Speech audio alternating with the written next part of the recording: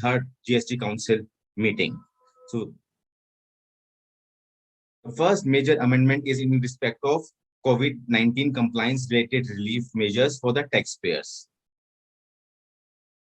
Firstly, in respect of Rule 36(4), which provides that the maximum rate which a taxpayer can take is what is reflecting in 2A plus 5%, which has to be complied generally on monthly basis. What this amendment has done is that they are saying that Rule 36(4) can cumulatively be applied for the period April, May, June together in the month of June.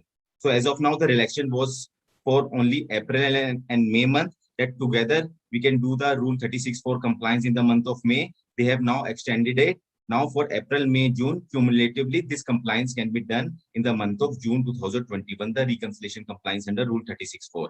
First, relief. Second, returns can be filed using electronic verification code EVC instead of digital signature till 31st August 2021. Third amendment is with regard to the relief on levy of interest and late fees. So we can divide the taxpayers into two parts: taxpayers up to a turnover of 5 crore rupees and taxpayers with turnover of more than 5 crore rupees. For the first category of taxpayers whose turnover is up to 5 crore rupees, the relief is as under. For the April month period, the due date of filing of return is 20th of May 2021. So if I file it even in next 15 days, that is by 4th of June 2021, no interest and late fees will be applicable. If I file it in next 30 days, that is by 4th of July 2021, the interest will be at the rate of 9%, but no late fees will be applicable. And thereafter, normal interest of 18% and late fees will be applicable.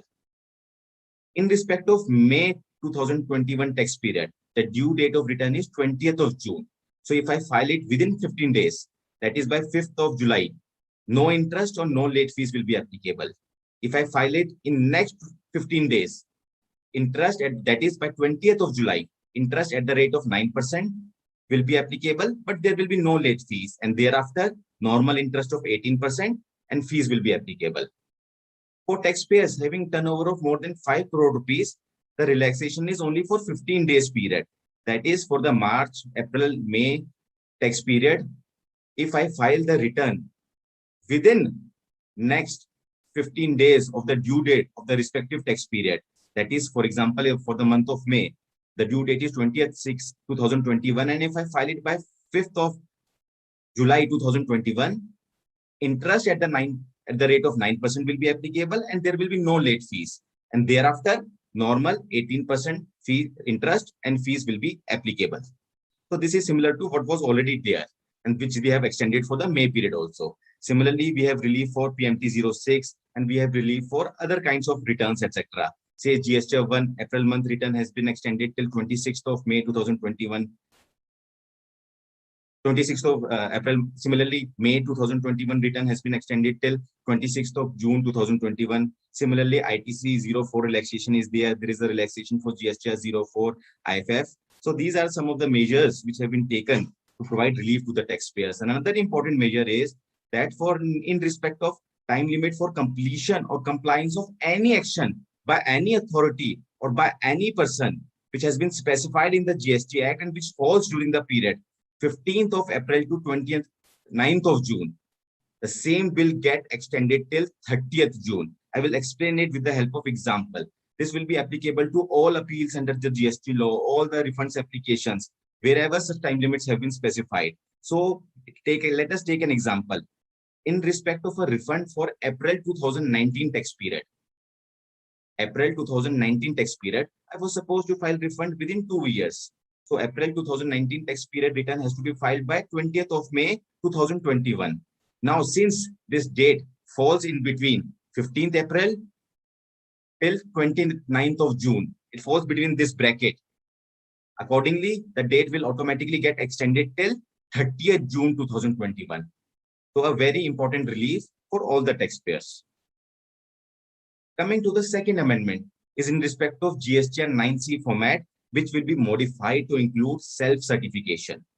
So friends, we may recall in Finance Act 2021, an amendment was proposed that the chartered accountant is no more required to sign the reconciliation statement, and the reconciliation statement can be submitted based on the self-certification of the taxpayers. Now, what they have proposed is that these amendments of Finance Act 2021 will be notified shortly. Second, the reconciliation statement in Form 9C will be revised to include self-certification instead of a chartered accountant certification. So in fact, what this council says is that both GSTR 9 and 9C will continue. Very important, 9 and 9C will continue as it is. The only difference is that in GSTR 9C, instead of a CA certificate, it will be a self-certificate. So it will be a self-certification. The formats 9 and 9C will continue as it is.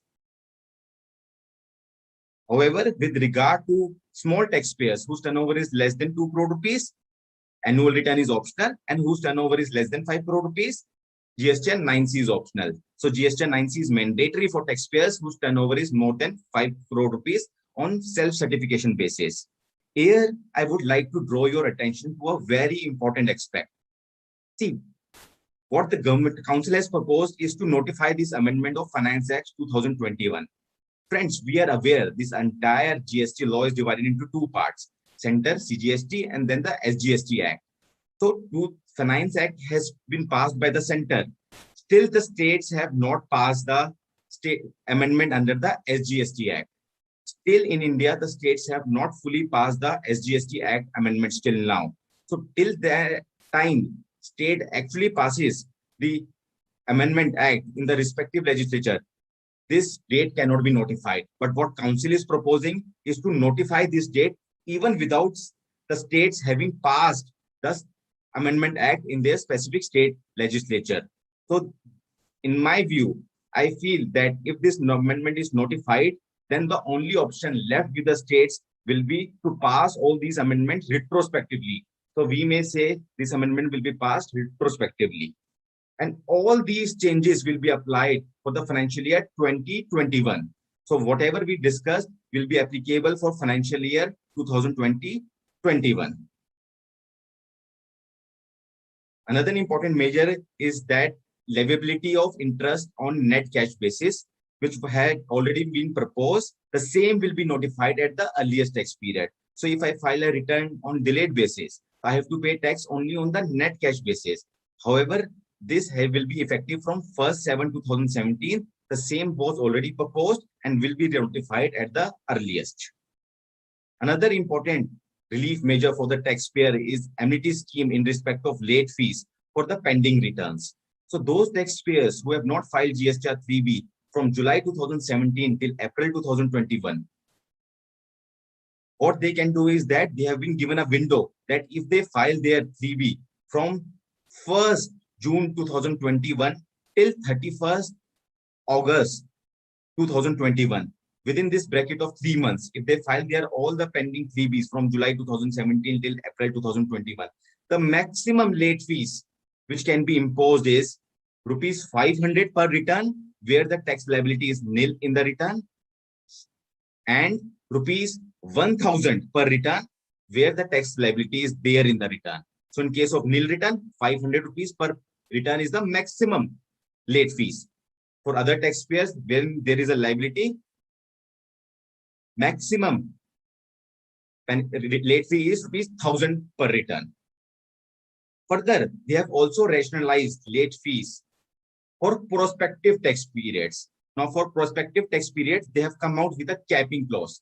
And what does it say is that for taxpayers having a nil liability, maximum late fee will be rupees 500. For taxpayers with a turnover of 1.5 crore rupees, maximum liability will be 2000 rupees per return. For taxpayers having a turnover between 1.5 to 5 crore rupees, maximum liability will be 5000 rupees, maximum late fee. And similarly, for taxpayers having turnover of more than 5 crore rupees, maximum tax late fees will be 10,000 rupees. Next important amendment is with regard to the exemptions related to COVID relief materials.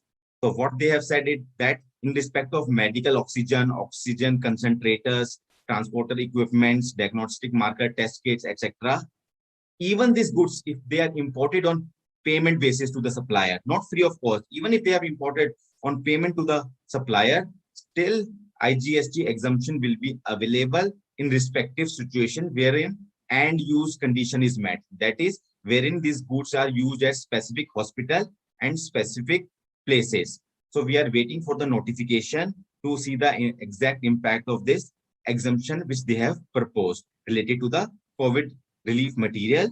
And further, they have formed a group of minister committees who will evaluate the need for further relief in the GST rates for COVID related materials and submit its report by 8th of June 2021. This is an important point which have been discussed in the council meeting. Clarification and amendments with regard to various exemption and rate notifications. So there are multiple clarification and amendments proposed. We will discuss only 2 such amendments because of the time limit, and then we'll move on to our critical issues. One of the major amendments which have been proposed is in respect of a real estate sector. So in real estate, in respect of an area sharing arrangement, wherein the developer develops the project, there is a landowner who has given the development rights to the developer has developed the project, and developer is providing certain flats to the landowner under the area sharing collaboration agreement. So currently what used to happen is that developer used to charge GST on the area provided to the landowner, and then landowner used to take credit and further sell it. However, this GST was supposed to be charged at the time of OC, and further the notification was not clear whether the landowner will get a credit or not. Now what they have done is that they will change the notification. Very important, friends. They will change the notifications and they will allow the landowner to get the credit without any dispute. So landowner, developer will allocate flats to the landowner. The developer will charge GST. Landowner will take credit, and landowner will intend sell it in the market, and suitable amendment will be made in the notification. Further, they will allow the developer to pay tax early so that landowner can take the credit. Another important amendment is with regard to construction of road. It's a major amendment. Friends, whenever a contractor is constructing a road, generally what happens is that in all the agreements he enters with National Highway Authority, he gets a fixed consideration in the starting. Say out of 100 crore rupees, he will get 40 crore rupees, and the remaining amount he gets through annuity payments. Till now, all the contractors were claiming exemption on these annuity payments of 60 crore rupees, which they were receiving. And now what this press release has clarified is that no such exemption will be available on the annuity payments which are being received by the contractors from NHIs, etc.